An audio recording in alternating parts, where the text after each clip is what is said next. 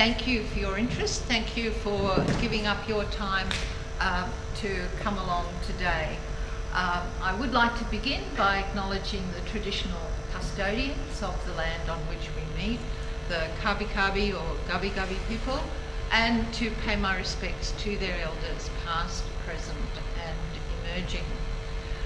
My name is Vivien Griffin. I'm one of the many great volunteers for the community group which is Zero Emissions Noosa. We've set ourselves the goal of zero community greenhouse gas emissions by 2026. That actually mirrors the goal of Noosa Council as well. And while that seems aspirational, I'm always very keen to emphasise that when, and I probably should stay closer to the mic. What's happened? What's happened? Did you turn it off? We turn the buzzing off so we could hear you better without the mic. Oh, okay. Hang on, let's sorry. That's all right? Let's just push this closer a bit for you. Better for you? Whatever. She'll be right. She'll be right. So what I was saying is, while it seems aspirational and you compare it to the goals that governments are setting of 2030 and, oh my God, I'm going to stand back here a bit. When you're actually watching what's happening in the field, the changes are remarkable. They're encouraging. It's fantastic to see the businesses and the people who are here in Australia involved and passionate about getting to that zero target. Just recently, I took my electric car on a little trip, and I had to stop at a few EV chargers along the way, and it was just fabulous.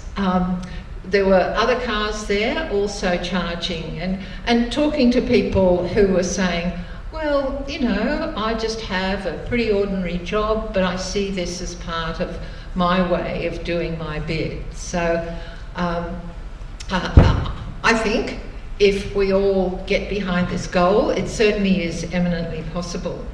And please feel free to join us on that journey and sign up as either for our newsletter or as a supportive member as well. And I do want to acknowledge this, you probably need to be quick about this, but there are some people here in some bright green t-shirts, you know, très chic. And they are part of our wonderful volunteer team. So just please join with me in thanking them for everything they're doing behind the scenes. This session is very much focused on meeting your information needs. So we're really trying to have a session which is less of the talking heads and more of the Q&A opportunity for you. So please keep us on track in that way. Housekeeping, I always leave my mobile phone on and get deeply embarrassed. So if you can either switch it off or switch it to silent. And as I said, toilets are just down this corridor right to the very end there. We will be welcoming our Noosa councillors. They've registered and we are expecting them momentarily. So I'll be looking out for Deputy Mayor Frank Wilkie and councillors Karen Finzel and Amelia Lawrenson. They have a big job to do and some large turf to cover, so I suspect they're still at yet another meeting prior to this.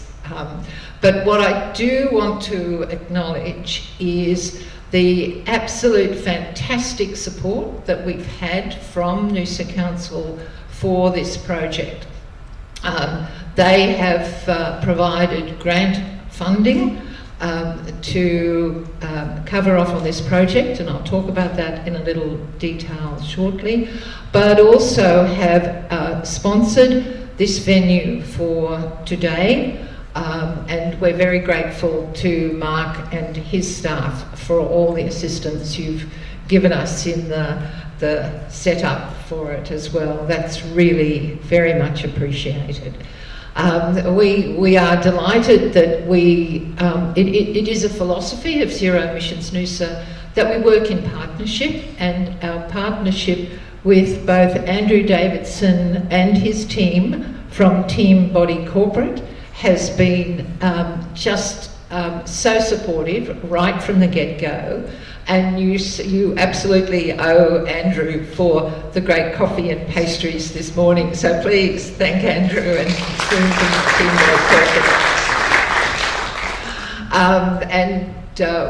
we're looking at some future steps, working with Andrew, and we'll be able to outline those later. And our other partner, which has been with us on the journey certainly since 2020, when we had our first Solar for Strata masterclass, is Tourism Noosa, and Juanita Bloomfield-Terry, who has just been a great supporter right from the beginning. And thanks to you and the whole Tourism Noosa team, Juanita. So our thanks to you.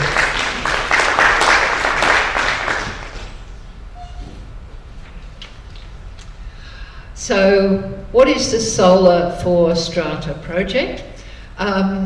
Being sort of an organised community group, we do have a strategic plan.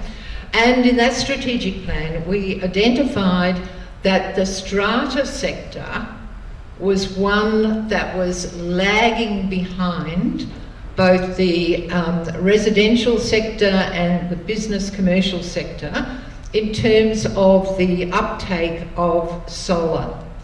The reasons for this, and for probably everyone in this room working or living within the sector, they've been well documented and are to be found right across Australia. It's simply more complicated in every aspect. So if you look at the governance for the body corporate committees are required to comply with, there are more complex building requirements, more difficult issues around finance and so on. So it's clear there are very sound reasons for the not so high in the uptake of solar, and that's very much why we focused on that area, to be able to work in partnership to get through some of those challenges and barriers. So right now, there's much wringing of hands and gnashing of teeth about inflation and the rising cost of living. Those things are real, they're serious. There's also lots of talk about economic development and fancy strategies to grow the economy. At ZENe, we believe that putting solar on the roof of properties, whether residential or commercial, is one of the best ways to put money back into the pockets of the property owners and ultimately into the regional economy. That money then helps with the rising cost of living or growing a business, employing more staff. So it's not fancy digital startups or whatever. We're just saying, put solar on the roof. Everyone who does it comes out with the same saying, it's a no-brainer. We really want to work with the strata sector to assist in the rewards that can come from that. So it's particularly important for strata because they've got to plan ahead, they've got to have sufficient funds in their sinking fund to anticipate future maintenance issues as well. So while we could have put strata in the too hard basket, someone else's problem, we chose instead to develop a 3-stage plan, which at all times is founded on the philosophy of this partnership and collaboration. We are hugely grateful to Noosa Council which has provided funding for the first 2 stages. We're particularly grateful to the wonderful Annie Nolan, who shepherds us through these processes and has been enormously supportive from the get-go. You as residents and businesses are so fortunate to have this officer on the staff of council. She's doing an extraordinary job and really puts Noosa in the front of the pack. So in this 3-stage process that we've identified, stage 1, and that's the one we're coming back to you today to report on. Stage 1, we commissioned Wright from the Solar Revenue Company to work with 8 Noosa properties and their body corporate committees, the lucky 8 we call them, to assess the technical and financial feasibility of solar for their properties. Document those as case studies. Ian commenced that program back in February, and today is very much about reporting back on those results from his work with the sector. He's developed a detailed report on the process and the findings that's gone into council. One of the things we're focused on, my analogy, is throwing the stone in the pond and having the ripples go out. So stage 1 was that first step of throwing the stone in the pond, establish a really sound Noosa-based understanding of what's involved in putting solar on the roof of strata properties, and Ian's work has covered residential, resort and commercial. So we've got a good spread of knowledge from that. Stage 2 will follow on from the work that Ian's done. We will document the key steps and decision points in the process for uploading to our website and making that freely available to the sector here and right across Queensland. So this is our ripples in the pond going out. Not much point just working with 8 properties, but huge point in getting the learnings from that and beginning to develop the how-to guide for body corporate committees and for body corporate managers to make that it is a complex decision-making process, to do it step by step, to make it easier for you and for you to work through your body corporate committees with. Stage 3, our aim at this stage is to develop a professional development unit for body corporate managers so that they can feel confident and competent in advising their clients about going down the solar rooftop process.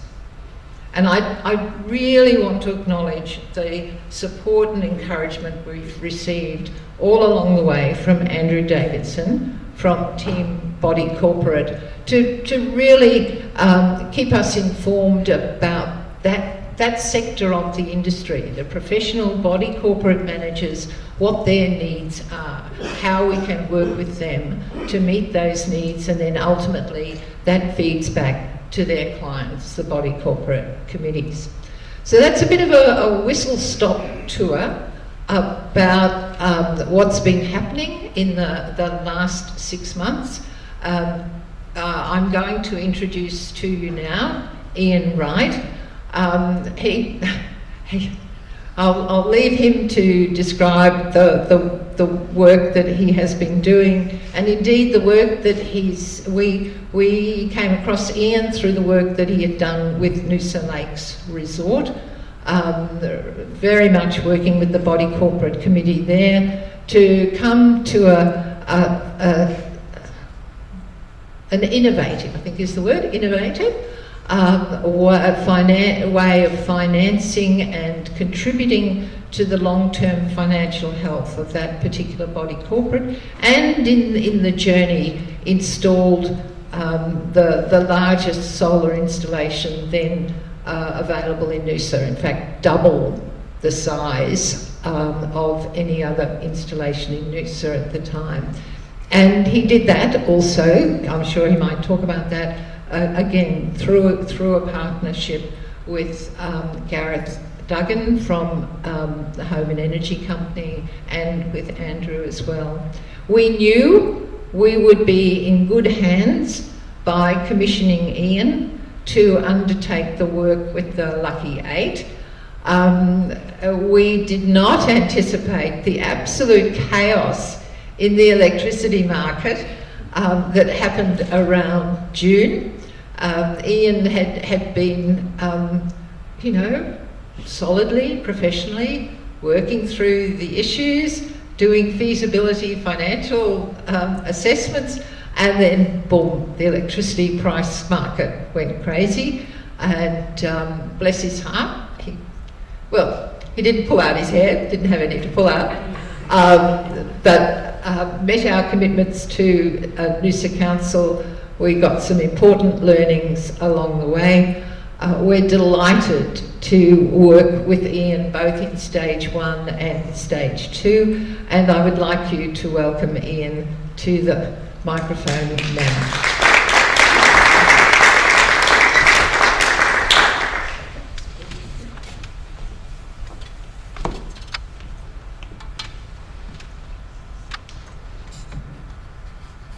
Okay, hi there. Can everybody hear me at the back okay? Don't want to be bending down too much.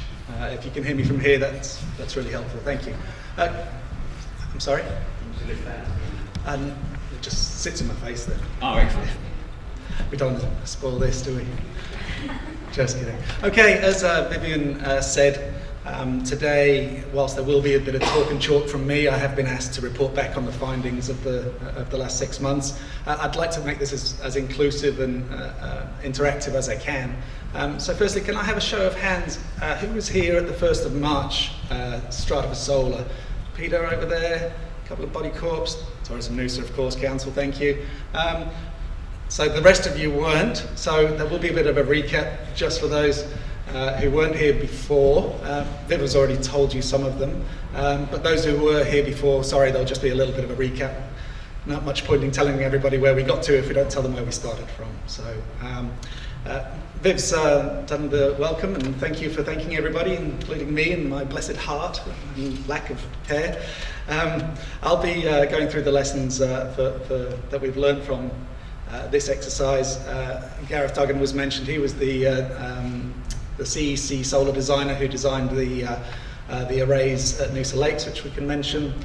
He'll be talking about maximising solar. He's the solar pro here.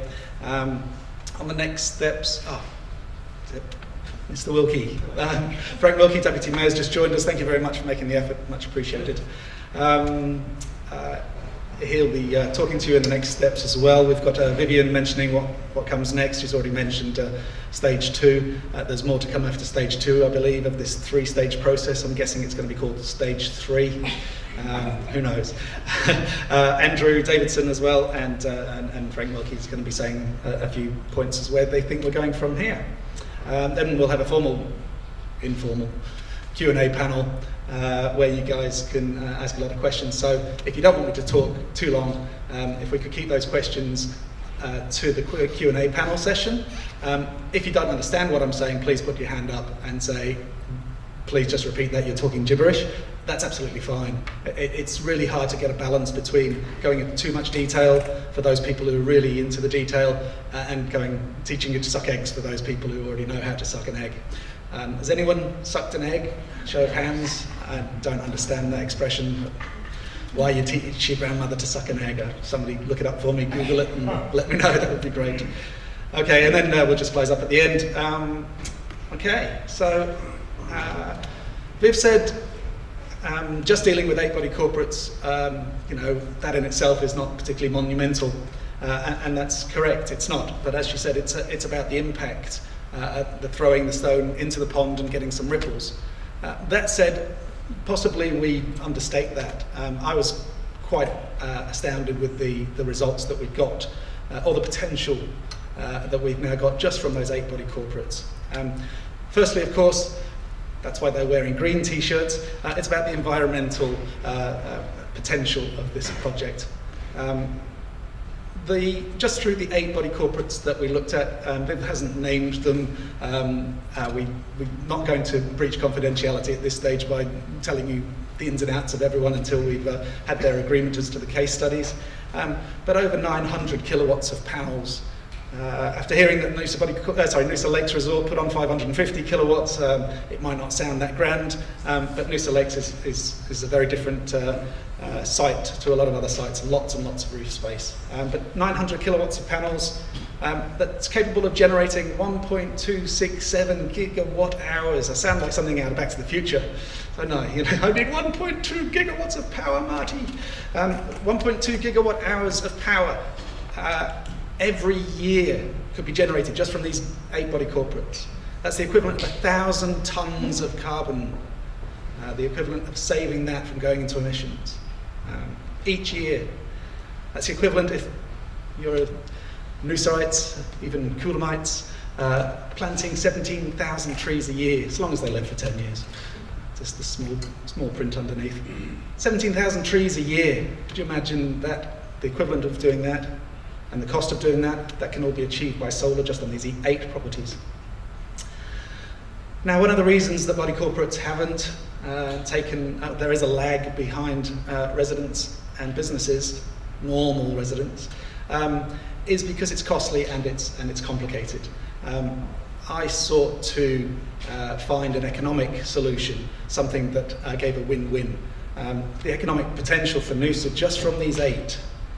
Potential installation costs, $1.3 million.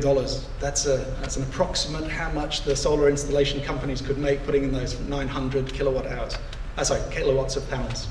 The potential solar revenue from those 8 sites could be over $300,000 every year for the next 20 years or so, based on the current rates. Now, it's really hard to say what the future's going to hold. If you listen to Mr. Albanese, he'll say it's 56% increase over this year and next, or 20% this year and a compounding 30% next year. I've just done that at a reasonable 25 cents, which is where we are now. If you multiply 1.2 Marty McFly. If you multiply by 1.2 gigawatt hours by 25 cents, that's over $300,000 a year. Mr. Wilkie said last time he was here, it's the cash equivalent of remaining in the Noosa economy. Instead of it going to Origin or Alinta or Singapore or wherever else that money's going to, that money would stay in the Noosa Shire. And that's just from the 8. Imagine what the potential of the rest of us here. Hands up if you are a committee member of a body corporate. Wonderful. 2, 4, 6, 8, 10, 12. Excellent. Hopefully not all on the same body corporate. Be a big unwieldy committee. So we've got 50% more than the lucky 8 here already. 50% more than that if you had the same sort of averages. You're talking about, 1.8 kilowatt hours a year. 17, what do we say? 25,000 trees a year. 1,500 tons of carbon emissions. Annie Nolan there rubbing her hands saying, I'm the carbon reductions officer for Noosa. Bring it on. Okay. Last time I was here, we did this solar championing. We are looking for solar champions. I became a solar champion through necessity at Noosa Lakes. Not only did we need to find some money at Noosa Lakes, an alternative revenue stream that we had a councillor who was our chairman, who was a green councillor, being a Noosa council. He's not here today, unfortunately. He's cleaning his house because he's moving house. He hasn't managed to get a bond cleaner, so this morning he's scrubbing tiles and he apologises. Too much information, you can judge. I'm an ex-solicitor. I'm an ex-teacher. Perhaps that's why people found it useful to employ me, not as a lawyer, but somebody who can look through the regulations without falling asleep. An ex-teacher who hopefully can share the knowledge that I've learned with you. I'm now a renewable energy consultant according to my professional indemnity insurance, That's my official name, but I started off, and I still am, just a volunteer, like a dozen of you that are here. Not you ladies who get paid for being here, that's wonderful, isn't it?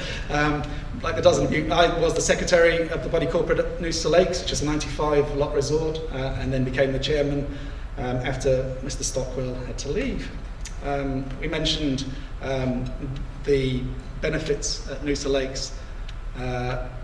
We saved over 300 tons of carbon emissions last year by the amount of solar we generated from those 550 kilowatts. That's 9,000 trees. We'd have a saw back by now if we were planting those, wouldn't we? But there's also financial benefits. Revenue, actual revenue for the first year was over $120,000 in the first 12 months. Of course, it cost us $500,000 to put the half a gigawatt of power in, but that shows that's going to be for the next 20 plus years. So you can be green as well as counting the green. Let's try and get over that barrier of cost. The solar revenue model is what I've called it. It's to create a revenue from solar, take that money away from the international or national gentailers and electricity retailers. I'm going to be painful, sorry. Ian, can I see the previous slide for a real quick go? Yeah. Thank you. It's the financials that's going to help us. Sure. These slides will all be available, and this is being videoed. Thanks. You're now famous. I am passionate about solar. I think I found an answer to try to help this lag with body corporates, to try to show them the financial benefits as well as environmental benefits, not just in the Noosa biosphere but beyond. We've got people all the way from over the border. We've got a couple of Mexicans in from Coolum, I believe. Nobody's admitting to it, but there are some. Oh, and somebody from Marcoola, some south of the river even. Gosh, see, the ripples are spreading, Viv. I don't work for solar or electricity retailers. I'm not paid by them. I'm an independent consultant. I provide advice to body corporates because I'm in body corporates. I understand how to get these things through body corporate. I can't say I'm not biased. I am biased. I am biased because I want you to put solar on your roofs. If it's feasible, if it's financially useful, if it's economically or environmentally friendly, I would like you to do it. So if I seem like a salesman, that's what I'm selling. I'm selling reducing emissions by putting solar on your roofs, and I can show you how you do it. The trail's been blazed at Noosa Lakes. It wasn't just me, thank you Viv for saying it was just me. I was just the project leader. There was a group. We had body corporate managers, we had the solar installers and designers, we've got billing agents, we had on-site management who were very busy. There's any on-site managers here? Okay, excellent, looking over there. Trying to coordinate the solar installations while we've got tourists coming in, guests coming in. So all I would like you to do is think about adopting or adapting the solar revenue models, and that's what we were doing for the last lucky 8. How it creates a revenue stream, as I mentioned, it diverts the funds from the retailers into your own sinking fund.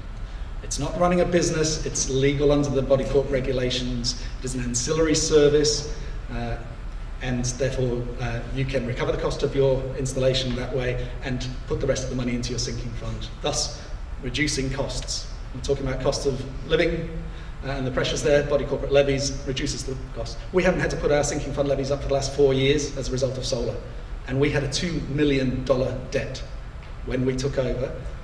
$2 million debt. We either had to pay it off by a special levy of $25,000 each.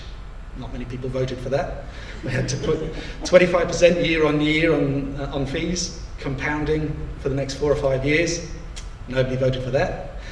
Option C was put solar on for free, nothing out of your pocket, levies not going up. 94% of people voted for that. No surprise, really, is it? So if you can provide a financial solution as well as an environmental solution, shouldn't we go for it? I mentioned the Noosa biosphere. quick little pat on the shoulders of the team. We got into the Noosa Biosphere inaugural awards last year. We were nominated by Tourism Noosa, thank you. This year we actually made it through to the finals, having had the runs on the board. It's true, we all live in the biosphere in Noosa. I think you've just become a biosphere in the Sunshine Coast as well. Congratulations. Yeah, excellent.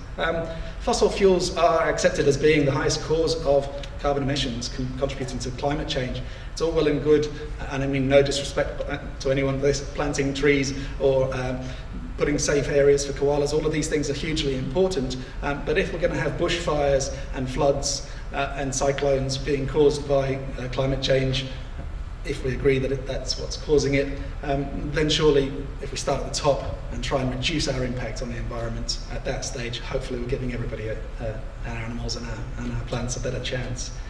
So, show of hands. I'm going to embarrass you now. I want you to actually put your hands up, all of you. If you had the opportunity to avoid or reduce pollution at your site without cost to your increasing of levies, would you consider you had an ethical obligation to look after the biosphere and look at solar?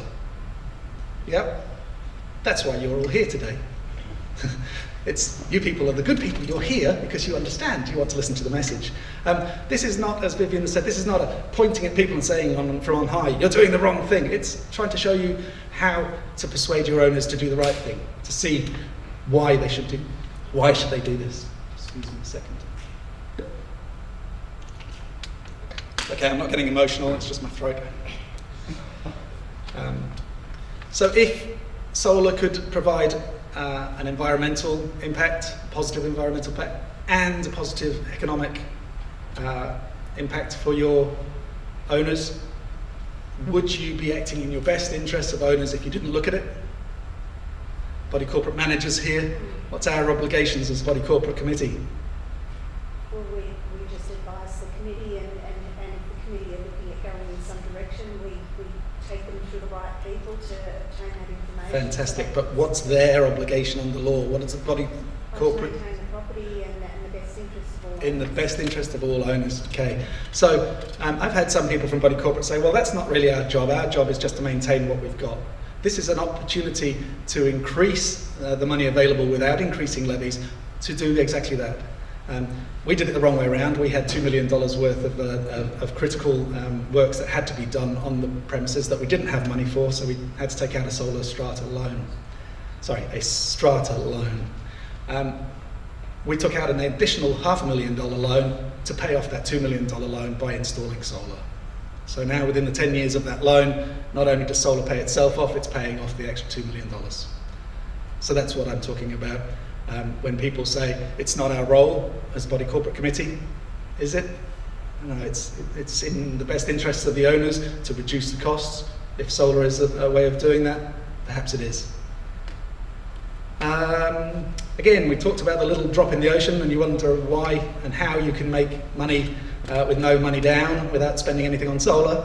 There's some quick figures there. These are in no particular order, apart from in my head. These are the lucky 8 in no particular order that you can assess, you can put to them, anonymised for today. I don't know if you can see those figures, but if you look in the first, second, third column, the return over 20 years, again, just based on 25 cents, without any money down, without spending any money on solar. That is by getting somebody else to install the solar and pay for that solar for a period. Zero investment in solar. $137,000 over 20 years. $700,000 over. If you look at the difference between that second column, third column, and the last column, that last column has got the solar investment sort of taken out of that 20 years. So that's net of the money you spent, the capital expenditure on solar. You can see they're not hugely different. In some cases they are. It depends on the size of the generation. It depends on your usage. But if you just focus on those zero outlays, there's some pretty good figures there. And if you look on the other extreme, if you look at the second one down, if I hadn't taken off the solar investment of $250,000, that's $1 million return over 20 years. It's a big site. It's just some examples. Main barriers to solar, we've already mentioned. Body corporate solar is lagging behind. I got from that man there, Jeff, well done, Jeff Acton. Thank you very much for all the statistics that you create for and compile for Zero Emissions Noosa. Really, really useful, very detailed, and I'm glad I got my head around them eventually. Around 49.6% of Noosa residents, so 50% of Noosa residents are have already installed solar. That's pretty darn good, isn't it? Half of the residences have been installed. Before you updated your last figures, I believe only 34% of businesses had installed solar. Now it's 46% in the last 18 months. So out there, people have already made that decision, whether it's an obligation for environmental or looking at the economic returns, they've decided on solar. Why haven't we? Because it's hard. Because owners don't want to keep on paying more levies. They don't want to pay higher levies. They're already paying high levies. They're already planning what might be having to be spent in the next 10 years, 20 years. When you paint a resort, $700,000, $1.5 million, you know, it's a lot of money. To save that up over the 8 years, 10 years, that's a lot of money having to come from owners. People look, when they see an advert on TV, I can get a solar system on my house at $3,000, it pays itself off in 2 years. Isn't that great?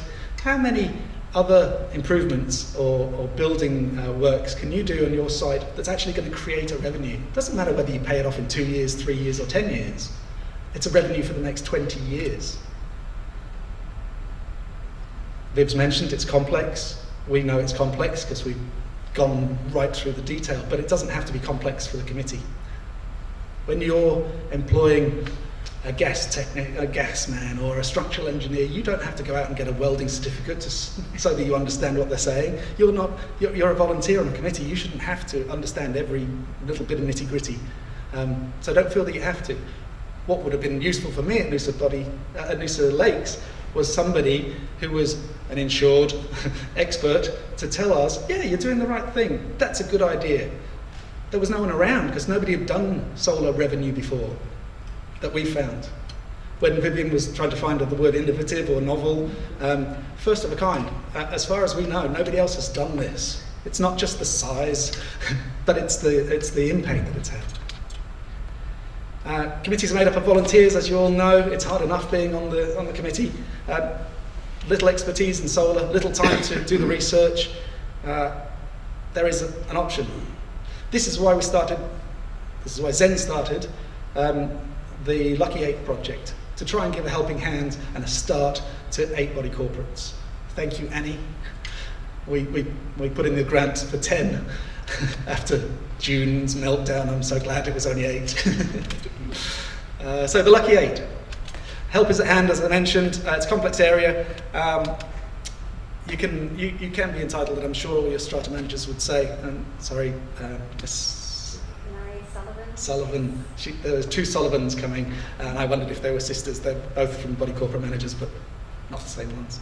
As Renee said, it's about being able to give the body corporate access to experts in the field.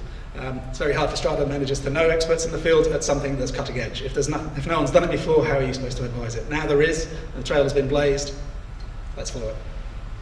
You'll find that most owners are really supportive about solar, particularly if you offer them the choice of paying $25,000 or paying nothing. It's a good choice. Who were the Lucky 8? I'm not going to mention them by name at the moment, but there were a mixture of schemes, as Viv mentioned. There were a few resorts. There was one solely commercial. There were 2 originally commercial buildings. Permanent residential, so different from resorts, all either owner-occupied or long-term lets. And we had mixed-use sites, some retail, some hospitality, some residential. From the smallest lot we did, from 4 to the largest, 100 and plus, we tried to get a scope so that we could see whether these models could fit for small, medium, large, and different uses. 2 of the sites already had embedded networks. Hands up, who knows what an embedded network is? Yay, 1, 2, 3, 4, 5. I'll quiz you, my wife is here, she put her hand up. She has been listening to me for the last 6 months going on about it, so no, I won't ask you. Two of the sites only wanted the common property power. So that's the common areas, the swimming pools, the lights, the lifts, if you've got them. They just wanted to reduce their bills in that area by putting solar on connected to their common power meter. That's fine. It's not a problem. It's not a revenue. It's a savings. You're just reducing your bills. For council to notice 250 households. It's only 8 body corporates, but 250 households. I won't say voters, I'll say households.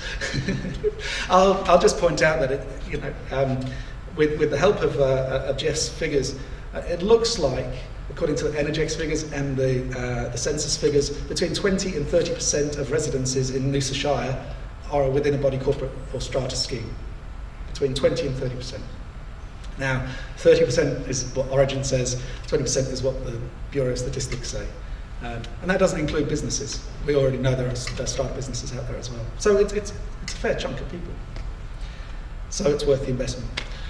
Before I start talking in detail about solar revenue, I'm just doing a recap. Solar 101. Hands up if you've got solar already on your roof. Yay!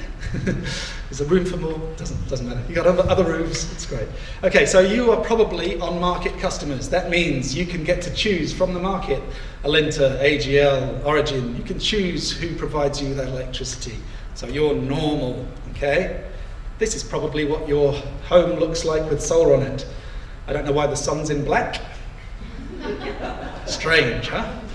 The sun hits the photovoltaic panels and creates electricity. Amazing, isn't it?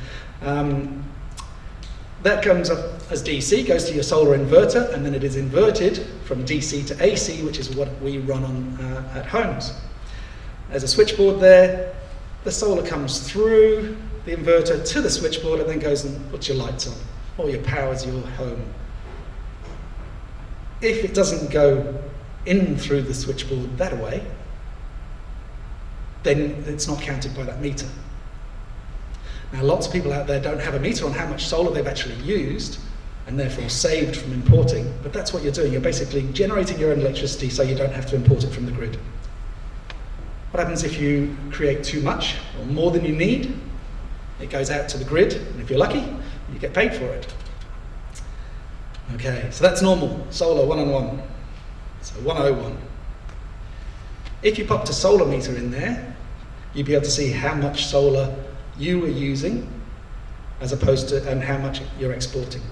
Your meter at home, Origin meter, Alinta's meter, whoever, can't say how much solar you're using. You can, either through your inverter or through a solar meter, find out how much solar is being used. Why am I telling you this? Because in the Noosa Lakes model, we put solar on each individual townhouse, and we put solar meters there so that we could charge the owners or the occupiers for the solar that they used.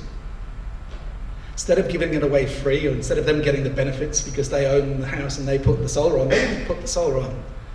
The body corporate put the solar on, so the body corporate deserves that money back.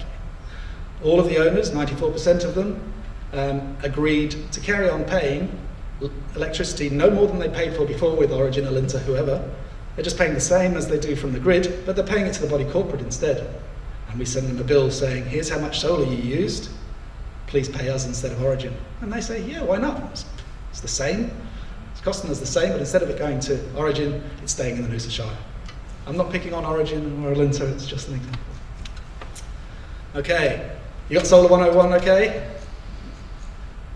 Solar 102. I figured that's probably what came after 101. I have no idea. It's always 101, isn't it? Does anyone know what comes next? I'm guessing it's 102. I don't know what happened to 99 or 100. This is you guys. Oops, here's somebody else next door to you. They're connected to the grid as well. You're all just going your merry little way. Hang on a minute. You're no longer on market. We have taken you off market. Your meters are not connected. They are connected to each other in a grid, in an embedded network or a private network. What we do is we put a gate meter on that side. So the power comes in from the grid to the gate meter from a retailer. You guys inside the gate meter, in the private network, the embedded network, don't get the choice of where that electricity comes from, it comes from whoever's supplying the gate meter. Technically, you do have a choice. If you really don't like it, you can opt out.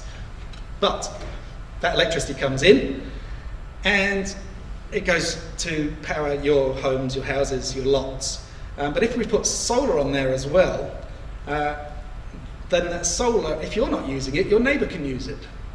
Instead of it having to go back out to export through the gate meter, everybody on site can use it, which is great. You'll also need what's called an ENO, an embedded network operator. So, makes sense, doesn't it? Embedded network operator. Why am I telling you this? Because some of you have got embedded networks out there, or might get them in the future, and 2 of the 8 that we had in the Lucky 8 had them. Okay. So over these 8, we found that, and I've done a lot more of these visibility studies than just 8, but throughout Noosa, Sunshine Coast and northern Brisbane, the body corporates that I've acted for and advised, they all fall within these 4 models. Installation for common power, like we mentioned, just to reduce the electricity costs for the body corporate, for the owners, for the common areas, for the swimming pools. Installations on individual lots like we did at Noosa Lakes, like I just showed you before, just like you have at home, but instead we put a solar meter on and we charge the owners for their solar daytime use. They still get charged by Origin or whoever for their nighttime use. Existing embedded networks, I mentioned 2 of them already had networks, and the other and 4th option is to create yourself an embedded network. The last 3 of these are solar revenue solutions. The first one is a savings solution. You're saving body corporate outlays. Still a great idea, very easy, go do it. If that's all you can do, please do it. Okay, let's go through them one by one. Everyone okay so far? Anyone fallen asleep yet? You fallen asleep. How do you put your hand up when you're asleep? Yes, sir. Explanation of an embedded network. Sorry, say again? An embedded network. An embedded network is a private network not connected to the grid, but hidden behind a gate meter. So the gate meter is the only meter. Imagine if you had a resort full of, or a property full of lots of individual lots. They've all got meters at the moment connected to the grid directly. We stick a gate meter in front so that all of those meters go through the gate meter and only one meter is connected to the grid. It's a private network behind that gate meter. You can share electricity within that resort or property without having to get power in from the grid. And Ian, is another benefit that instead of everyone paying a daily charge? You're preempting my slides, Viv. Is it cutting my grass? Is that what it's called? I don't know. I will do some more on embedded networks in a moment. But it's the 3rd one on there. I know you're all excited about it. Who'd have thought 9 o'clock on a Tuesday morning you'd be wanting to hear more? Tell me more about embedded networks. I will, I promise. Okay, so solar connecting only to 1 meter, just like at home. It doesn't need a lot of roof space. One of the Lucky 8 used less than $2,000 worth of electricity for their common power. Most of that was lights at night. Solar's not going to help a great deal there. Other schemes that I've dealt with, 300 megawatt hours a year. That's spas, saunas, jacuzzis, pools, elevators, Noosa, sunny coast types, where the councillors live, that's it. I'm just joking, I don't know where you live. Okay. Often limited to 30 kilowatts because that is a threshold that Energex set that they will allow you to go to that level without having to protect the grid. If we make too much electricity, the grid might melt. So Energex say up to 30 kilowatts. Over that you have to get engineering and you have to get grid protection, which adds another $16,000, $17,000, $18,000 onto your solar installation costs. So 30 kilowatt inverter, 40 kilowatt panels onto that inverter. That's a nice comfortable size for most body corporates. Depends on the size. Obviously that 4-lotter I mentioned, they don't have the roof space. Depends on your usage, obviously. Like I just said, you wouldn't be putting 30 kilowatts on if you didn't have much usage. If you've got loads of usage, Noosa Lakes, I think we had, I don't know, Carl, you wouldn't remember our pre-solar annual electricity bills? 30,000, Yes. 40,000. We're down to about 12,000 now, which is nice. We should have got lower, but we've got a hole in our pool and the water's coming out. And all of the chemicals and all of the heat that we just put into that pool is coming out too. Anyway, we'll get that sorted. I did mention, we use more power. Resorts tend to use more power in summer than in winter than in summer. Heating of the pools tends to be the most expensive outlay in common areas. Ladies will probably agree. That means if you're going to size a system, a solar system, to be able to cover your usage that you need in winter, you're going to have a lot more generation of power that you don't need in summer. At home or in the individual lots, you're all using your air conditioning in summer, not a lot of electricity in winter. Okay, so there's a potential waste there. Gareth's going to talk about, what do you mean by waste, Ian? Wasted energy, excess energy. Number 2, the second type of solar strata model, installations on individual lots. At Noosa Lakes, where's my picture? There it is. We had loads of room. Look at all that roof space. Anyone got a resort that looks like that? Excellent. Anyone else? I'm just rubbing my hands together out of glee, not through money. I'm just enthused. If I see roofs like that without solar on, I think, why not? If you just Google Earth, the Sunshine Coast generally, look at Noosa and see how many of these roofs haven't got solar on. It's amazing. Okay, in most cases, not all cases, the body corporate owns the roof. In some cases, in some schemes, they don't, and the individual owner owns the roof, and it has one more step involved. If the body corporate owns the roof, they can put solar on it. The owners can't stop them. They have to vote in favour of spending the money, but what I mean is, as an individual, you can't say, that's my roof. It's not actually your roof, it's the body corporate's roof. The more roofs you have, the more roofs you use, the better the environmental benefits, the better the economic benefits. And like I mentioned in the diagram, the solar connects to each individual on-market meter.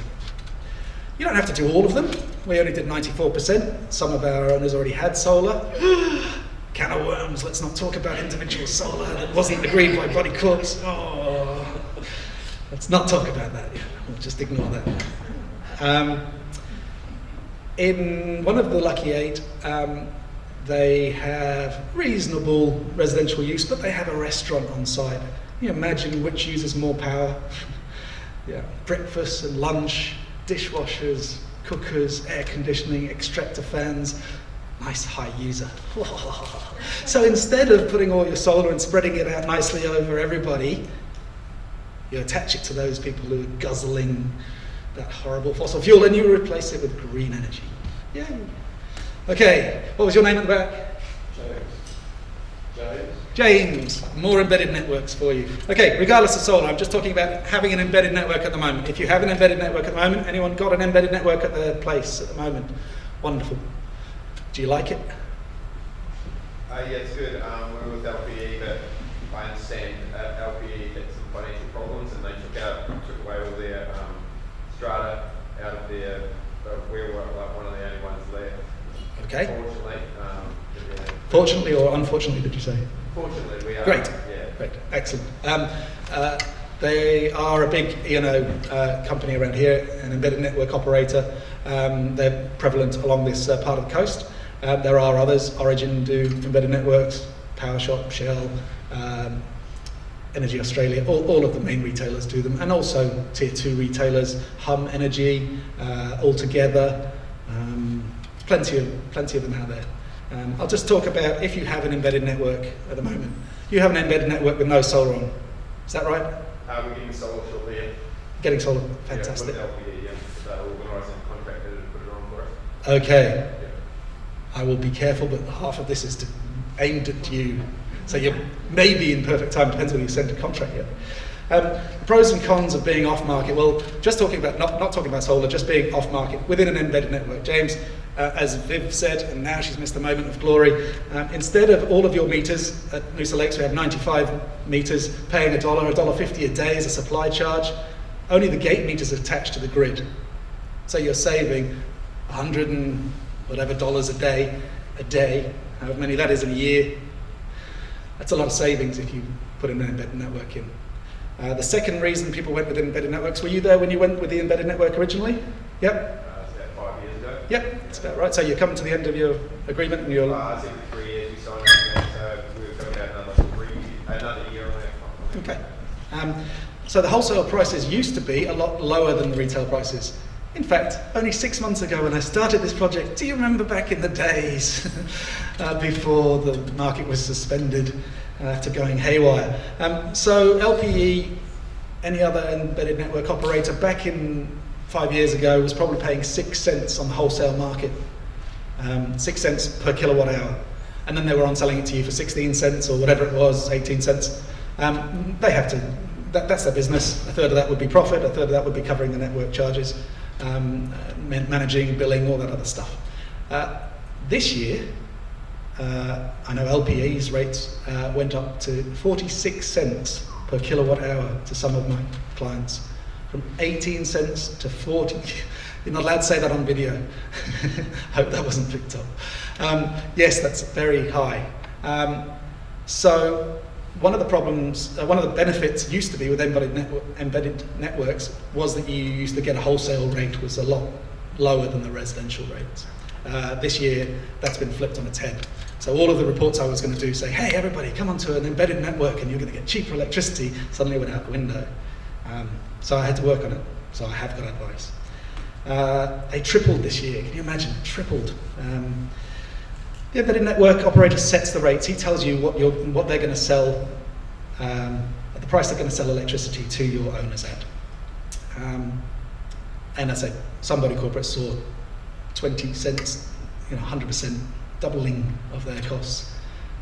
Some embedded network operators wrote directly to lot owners and said, your body corporate has failed you, they haven't responded to our messages, and your electricity has therefore gone up to 46 cents. Can you imagine a little old lady, who's in her retirement place, and she's been paying 18 or 20 cents, gets that through the post? Be amazing, wouldn't it? Sir? LPE sent that letter? No, I said one of the embedded network operators. One of the apps? Yeah. Like directly to the owner? Yep. In Noosa. Anyway, there wasn't your body corp, was it? Thank you. Wasn't your body corp, was it, Andrew? Yes, it was one of your clients, actually. Yes, it was. Yeah. So one of Andrew's clients, I think the embedded network operator emailed the body corporate manager and didn't get a response within whatever time, and then wrote straight to the owners. Yeah. Anyway, embedded network operators should not charge more than the government mandated reference price or the default market offer, which is about, well, it depends, you can carve it a couple of ways. It's between 25 and 29 cents depending on the supply charge. They shouldn't do that. Yes? Could you bring the microphone closer to you? Yes, I can. Does that feel better? Am I closer? Sorry. It doesn't to me, it feels really weird. It was very close. I do talk too quickly, I'll slow down. The embedded network operator shouldn't charge you more than you would get from a retailer, an on-market retailer, at the reference price. That doesn't mean to say they can't charge more, they just have to have an offer that is at the default market offer. Some of the embedded networks, obviously 40 cents plus is way over the DMO. Some agreements, gentleman who's got the embedded network, some agreements attempt to tie the body corporate into paying electricity for the full term, even if you want to get out beforehand. They'll say you have to carry on paying even if you're not with us anymore. Bit of a disincentive to get out. These may not be held lawful, I am not giving you legal advice, but it will certainly incur fees arguing it. Okay, so what do you think adding solar to an embedded network does?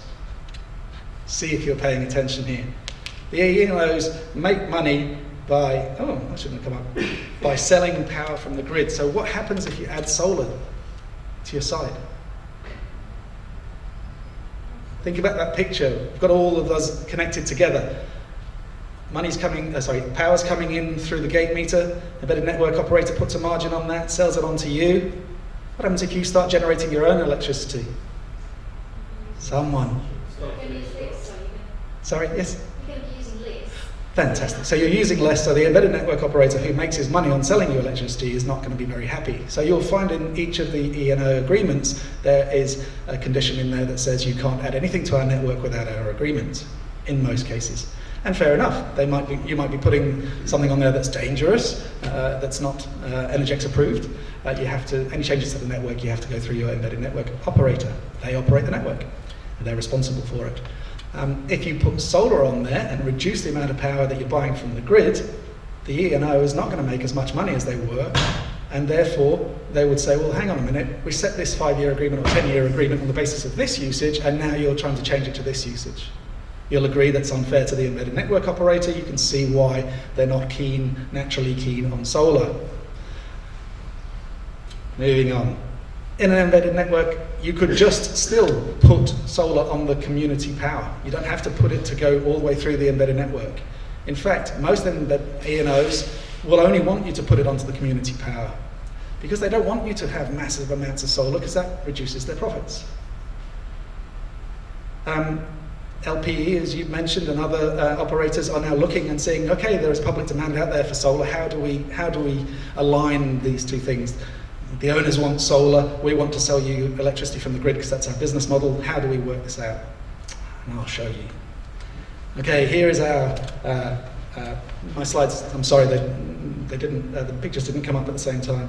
So there's your gate meter. Any power that you've got that you're using on one building, solar can go to another bigger user without it having to go through the gate meter.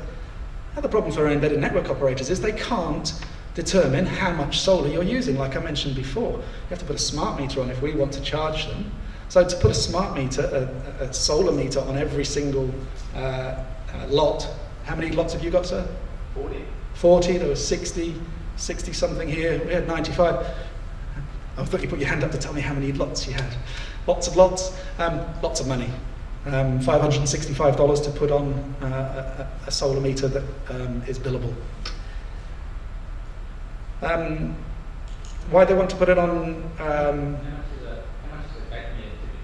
the gate meter? You don't purchase the gate meter, you contract with the supplier to provide it, between $800 and $1,500 a year, depending on the retailer. So divide that as your daily charge and spread it out over your lots. There's an example of common power usage. That's January to December. Most of the usage is in winter because you're heating the pool.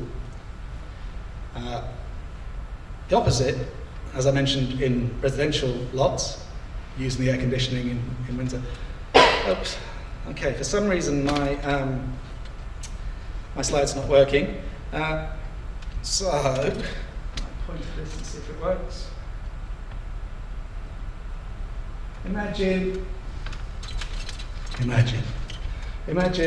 we are here in January, we're going to be creating lots of solar, generating lots of solar because lots of sun, and then our curve will dip down through winters when there's less solar hours, and then up again in summer. If I'm trying to cover this winter usage, because my curve goes like this, it means that here I'm generating too much electricity, I'm generating too much solar, more solar than I can use. What happens to that excess solar in an embedded network arrangement? Where do you think that power goes? If you're making too much on yours, you're not using it all, you're not at home during the day, you're creating all that solar in your embedded network, where's it going?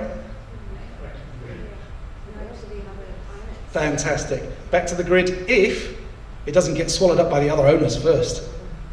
So you'll see an embedded network operator will go, hang on a minute, we'll just attach it to the common power and we'll let you have savings on your common power, but anything that is wasted, sorry, it's just wasted. But it's not wasted. They just sell it to your next door neighbour at the same price as they were receiving their electricity from the grid. So that's how they're in business. That's their business model. I'm not critical of it. I'm just explaining what it is. So what can we do about that? If the embedded network operator controls the network, they control how much solar goes on, which components. They'll get their own installer, they'll choose their own components. They'll probably have a 10-year agreement, and at the end of that 10-year, the community gets the solar. How much money is an embedded network operator going to put in to ensure that solar system lasts for 20 years when they're only getting benefit for 10 years? Would you pay for the 20 years? Or would you pay something that you know is going to work for 10 years when you're managing and operating it? After that, well, inverters lifespan 10, 15 years maybe, Gareth? Warranted, obviously you can pay for warranties, you can pay for extended warranties. At Noosa Lakes, we extended from 12 to 20 years on our warranty, so the community didn't have to worry about it for the next 20 years. Whereas the embedded network operator will only get a short-term warranty because it's cheaper. But if they're putting the solar on, they deserve the benefits, right? They're putting the solar on, they're paying for it, they get the financial benefits. So there's little financial benefit for the gentleman over there who's looking at an embedded network operator putting the solar on. Not so much financial benefit to you guys. Is it aimed at reducing the common power only? And yet you have a bit more roof space than that? We only have limited community roof space. Sure. So, yeah, we just put it on the communal Totally. area. Yeah. Totally understand why people do that, and that's what embedded network operators suggest. But do you own the rest of the roofs as well? Body corporate owns the rest of the roofs? Group titles plan scheme. No, okay. And that was one of those on the Lucky 8. What the gentleman was saying was body corporate doesn't own the residential roofs, and therefore they can't, or they feel they can't, put solar on there. You can if the owners will agree it. And then you could do what we did at Noosa Lakes and maximise that. Okay. The other point is that the E&O sets the rates. They buy the electricity at 6 cents and charge it to you at 18 cents. That's their business model. Now, though, they're buying it at 30, 40 cents. Very hard for them to sell it to you at 20 cents.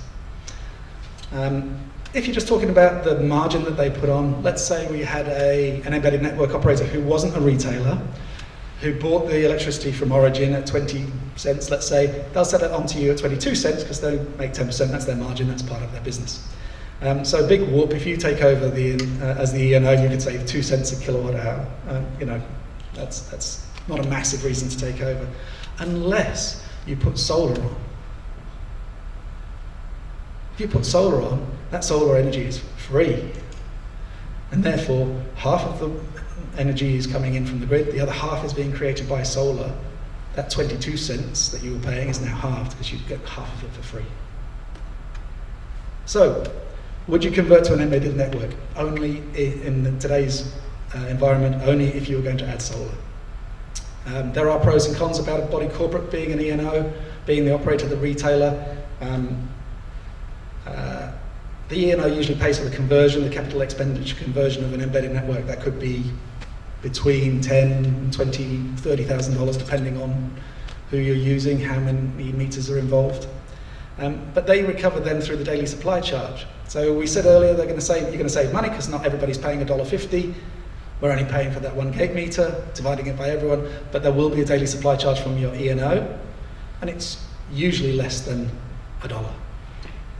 But it covers the that's capex recovery.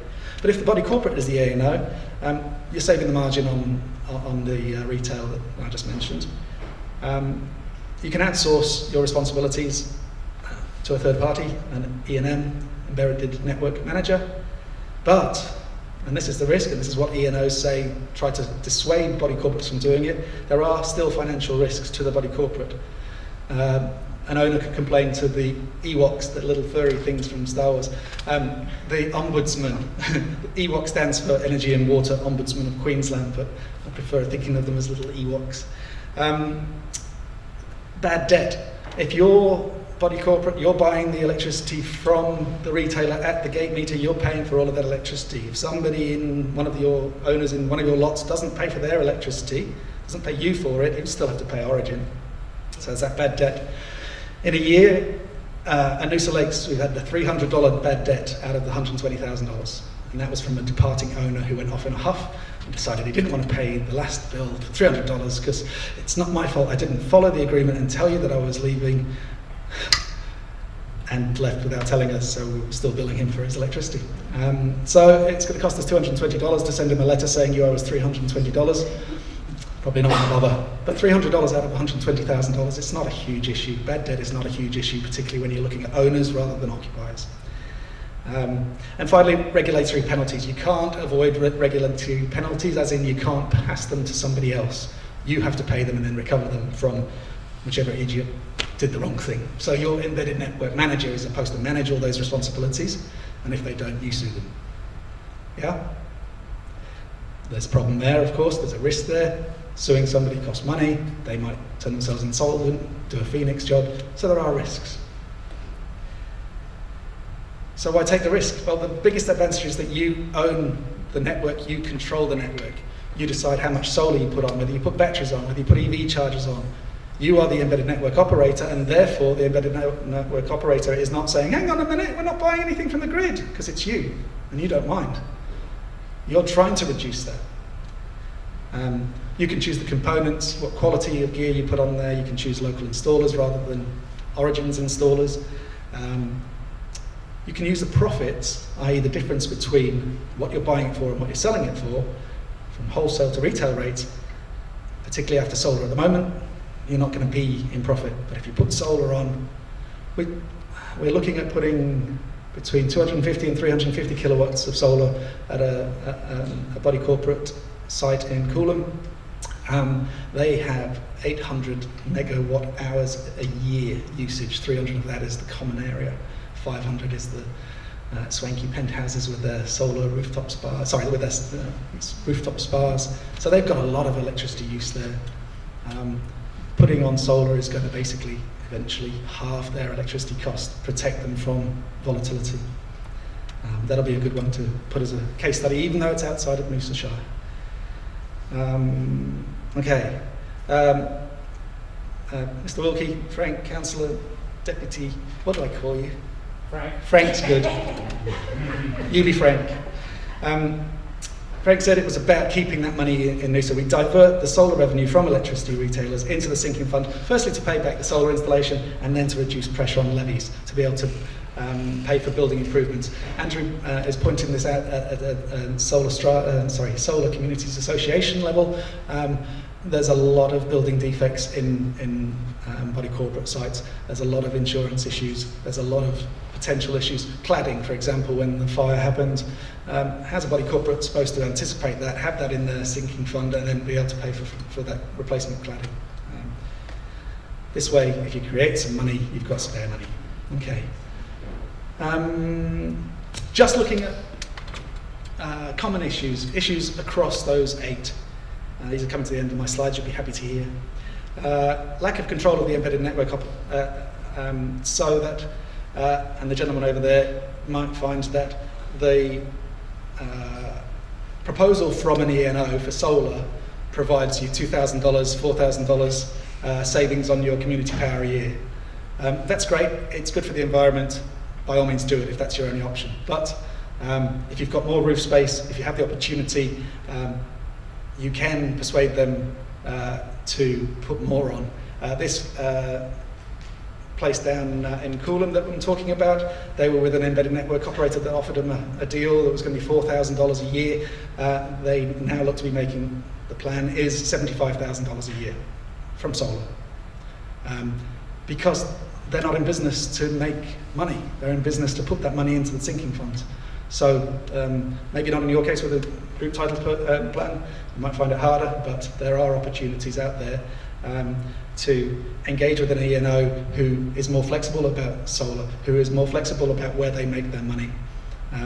You can go to a green financer for a PPA. They don't care about whether they're a retailer or whether they're an embedded network operator. They're just providing you with finance because they've got lots of money and they want to do green things.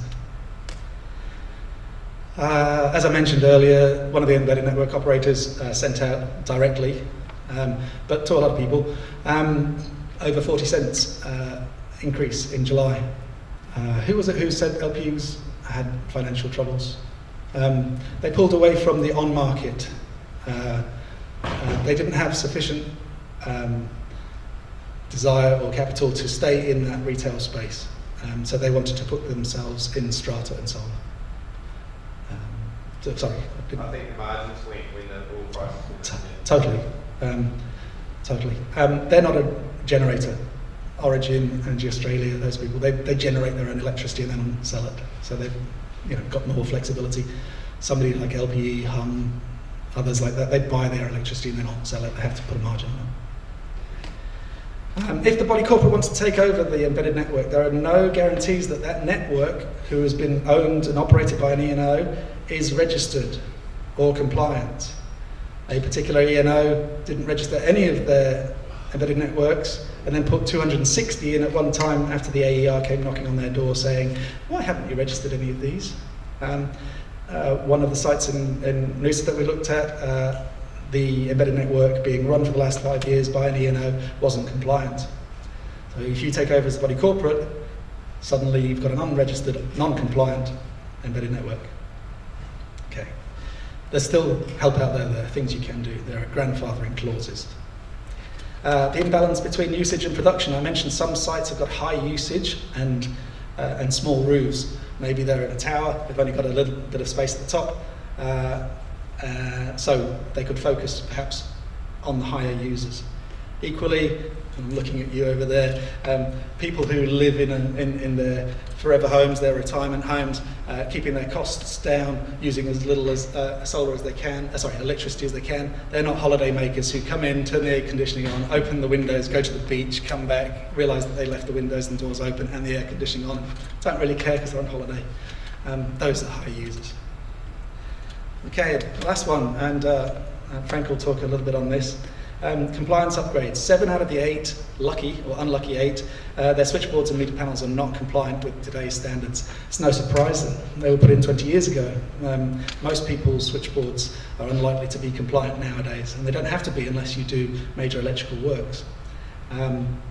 But if you're going to put solar on, that's deemed major electrical works in some situations, and therefore these preparatory works, these works that need to be done beforehand, not necessarily reflected in the solar cost. They require a quotation by an electrical contractor, and I would doubt very much, you ladies can tell me, so a few more scattered Strata managers, how often have you seen replacement of switchboards and meter panels in the sinking fund forecast? I must have seen 50 sinking fund forecasts. I've never seen this in there. It's not something people think they're going to have to do. It's like having a car. It came with all the safety features that were required back in the 1970s, but it doesn't have 5 airbags and a 7-star ANCAP rating now. You can update your switchboard and your meter panels whenever you want to give you more safety and security at your body corporate, but it costs money. In terms of compliance, if you're only updating 1 or 2 meters, then it might not need an entire upgrade. At Noosa Lakes, because all of our individual meters were owned by the electricity on-market retailers, they upgraded the meters. We didn't have to spend any money upgrading there. When you've got these different capital expenditures, either embedded in a network or going directly and metering individuals, it depends on how far away people are, how much they're using. I am hopeful, and Frank will tell us more about it, that environmental upgrade agreements, EUAs, will be coming along, and Frank can explain them, and will eventually assist not only in meter upgrades and switchboard upgrades, but also in solar. And that's me done. Yay!